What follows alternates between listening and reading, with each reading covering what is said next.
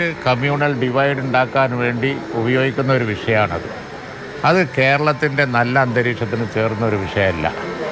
മുസ്ലിം സംഘടനകൾ യോഗം കൂടി ക്ലിയറായിട്ട് പറഞ്ഞത് അതിൻ്റെ സാങ്കേതികത്വത്തിക്കൊന്നും പോവാതെ ഈ മുരമ്പത്ത് താമസിക്കുന്നവരുടെ പ്രശ്നം പരിഹരിക്കാൻ വേണ്ടി ഗവൺമെൻറ് മുൻകൈ എടുക്കണം, അതുമായിട്ട് ഞങ്ങൾ സഹകരിക്കാം.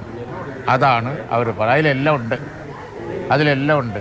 ഇനി അതിൻ്റെ സാങ്കേതികത്വം തൂങ്ങി സമുദായങ്ങളെ തമ്മിലടിപ്പിക്കുന്ന ഒരു സ്റ്റാൻഡ് അത് ദയവ് വിചാരിച്ച് വാർത്താമാധ്യമങ്ങൾ അതിനെ പ്രോത്സാഹിപ്പിക്കരുതെന്നാണ് എൻ്റെ അഭിപ്രായം. ഈ മന്ത്രിമാരുടെ ഭാഗത്തു നിന്നൊക്കെ എൻ്റെ ഇടയ്ക്ക് കഴിഞ്ഞ ദിവസം വന്നത് റഷീദ് ശാബ്ദങ്ങൾ ചെയർമാനായിരുന്ന സമയത്താണ് അതിൻ്റെ കടമ്പകൾ ആദ്യ കടമ്പ തുടങ്ങിയത്. ഞാൻ അതാണ് പറഞ്ഞത്. എനിക്ക് നിങ്ങൾ ചോദിക്കുമ്പോൾ മറുപടി പറയാതിരിക്കാൻ പറ്റാത്തത് കൊണ്ട് മാത്രം ഞാൻ അതിന് മറുപടി പറയാണ്. അതിലേക്കൊന്നും വാസ്തവത്തിൽ ഇനി അതിൻ്റെ പഴയ ചരിത്രത്തിലേക്ക് പോയാൽ ഏറ്റവും അധികം ബുദ്ധിമുട്ട് വരിക ഇടതുപക്ഷത്തിനാണ്.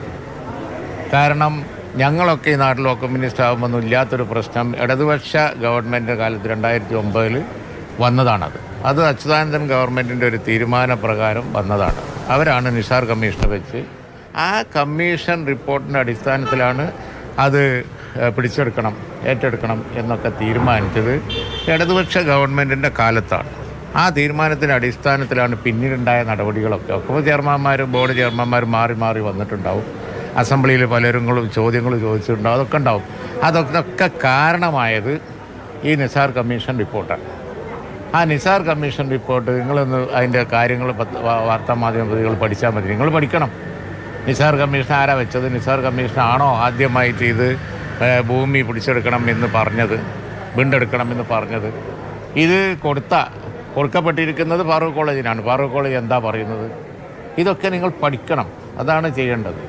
ഞങ്ങളിപ്പോൾ മുസ്ലിം സംഘടനകളെ യോഗം ചേർന്നിട്ട് രമ്യമായി അത് പരിഹരിക്കണം. അതിന് സർക്കാർ മുൻകൈ എടുക്കണം. അതിന് എല്ലാ സംഘടനകളും യോജിക്കാം എന്ന് പറഞ്ഞതാണ് വാസ്തവത്തിൽ മുനമ്പം പ്രശ്നം പരിഹരിക്കാനുള്ള ഏറ്റവും നല്ല മാർഗം. ആ മാർഗം മുമ്പിൽ വെച്ച് സർക്കാർ അതുമായി മുന്നോട്ട് പോകണം. ഇടയ്ക്ക് ഓരോരുത്തർ ചെയ്യുന്ന ഓരോരോ പ്രസ്താവനകൾ അത് വെച്ച് കേരളത്തിൻ്റെ സമുദായങ്ങൾ തമ്മിലടിപ്പിക്കുന്ന ചേരിതിരിവുണ്ടാക്കുന്ന പരിപാടികളാണ്. വാർത്തകൾ നമ്മൾ വാർത്താമാധ്യമങ്ങൾക്ക് ആവശ്യമാണ്. ഞാൻ നിങ്ങൾ കുറ്റം പറയുന്നില്ല.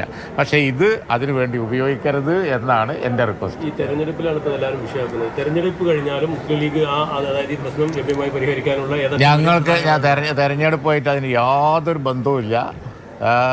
തെരഞ്ഞെടുപ്പ് കഴിഞ്ഞാലും ലീഗിൻ്റെ സ്റ്റാൻഡ് എന്നും അവിടെ രമ്യമായ പരിഹാരം ഉണ്ടാക്കണം. ഇനി വേറൊരു കാര്യം ഞാൻ പറയാം. സാദിഖ് അലി ശിഹാബ് തങ്ങൾ മുസ്ലിം സംഘടനകളുടെ യോഗം വിളിച്ചു.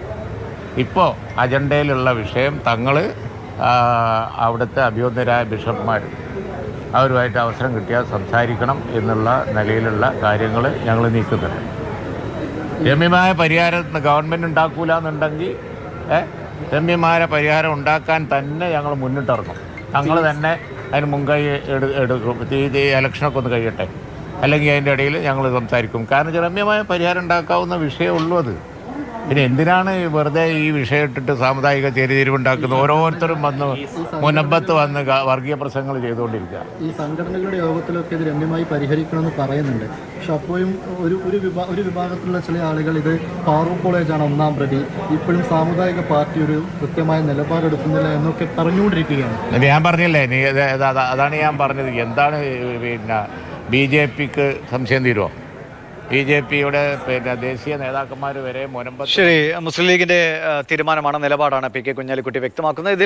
ഇതിന്റെ ചരിത്രത്തിലേക്കൊന്നും ചെയ്യാതെ എത്രയും വേഗം പരിഹാരമുണ്ടാക്കുക, അവിടുത്തുകാർക്ക് അവിടെ താമസിക്കാനുള്ള സൗകര്യം ഒരുക്കുക എന്നതാണ് മുസ്ലിം സംഘടനകളെല്ലാം ചേർന്നെടുത്ത തീരുമാനം. ഇതിനെ വർഗീയപരമായ രീതിയിൽ ഉപയോഗിക്കാനുള്ള ഒരു സാഹചര്യം ഉണ്ടാക്കരുത് എന്നുകൂടിയാണ് പി കെ കുഞ്ഞാലിക്കുട്ടി പറയുന്നത്. ഇന്ന് സമസ്തയുടെ ഇത് വഖഫ് ഭൂമി തന്നെയാണ്, മുൻപത്തുകാർക്ക് മറ്റൊരു ഭൂമി ലഭ്യമാക്കണമെന്ന അവരുടെ മുഖപത്രത്തിൽ വന്ന ലേഖനത്തിന്റെ കൂടി പിന്നാലെയാണ് പി കെ കുഞ്ഞാലിക്കുട്ടിയുടെ പ്രതികരണം.